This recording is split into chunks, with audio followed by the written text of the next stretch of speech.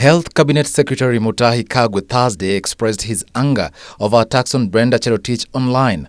I'm deeply saddened that a section of Kenyans have taken to social media to make mockery of some of these efforts. The CS, who was giving the COVID-19 daily briefing, wondered why a section of Kenyans took to social media to make a mockery of the government's efforts to raise awareness.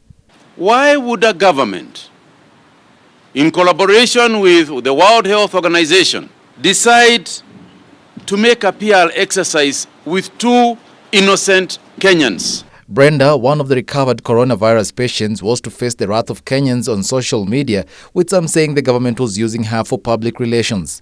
Cyberbullying refers to the use of the internet technology to harass, intimidate, or cause harm to another person. Many Kenyans today are either victims or perpetrators of cyberbullying, knowingly or unknowingly. When we are in a crisis as a nation, it is important for people to try and hold their emotions.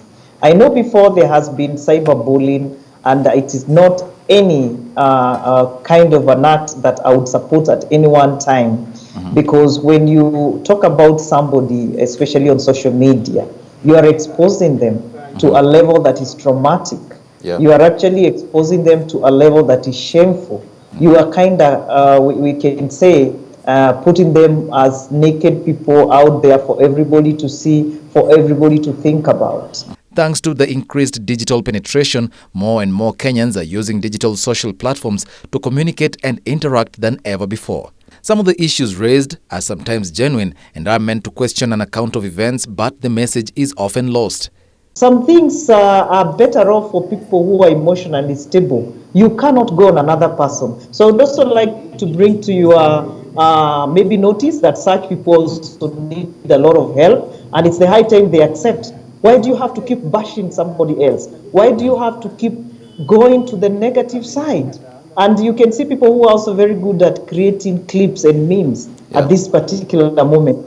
If that was your sister, if that was your brother, what would you expect? Some of the effects of cyberbullying that may affect an individual include the fear of gadgets, digital communication and social platforms, a drop in self-esteem, avoiding work and school environments, inflicting self-harm, suicidal and violent thoughts, among others. The law in Kenya has made an attempt at punishing those who cyberbully others. Section 27 of the Computer Misuse and Cybercrimes Act 2018 provides the following in relation to what it terms as cyber harassment: a person who individually or with others willfully communicates either directly or indirectly with another person or anyone known to that person commits an offense if they know or ought to know that their conduct is likely to cause those persons apprehension or fear of violence to them, or damage or loss on that person's property, or detrimentally affects that person, or is in whole or part of an indecent or grossly offensive nature and affects the person, commits an offence and is liable on conviction to a fine not exceeding 20 million shillings or to imprisonment for a term not exceeding 10 years or to both. The provision deals with the problem that is cyberbullying, but according to some law scholars, the provision is vague.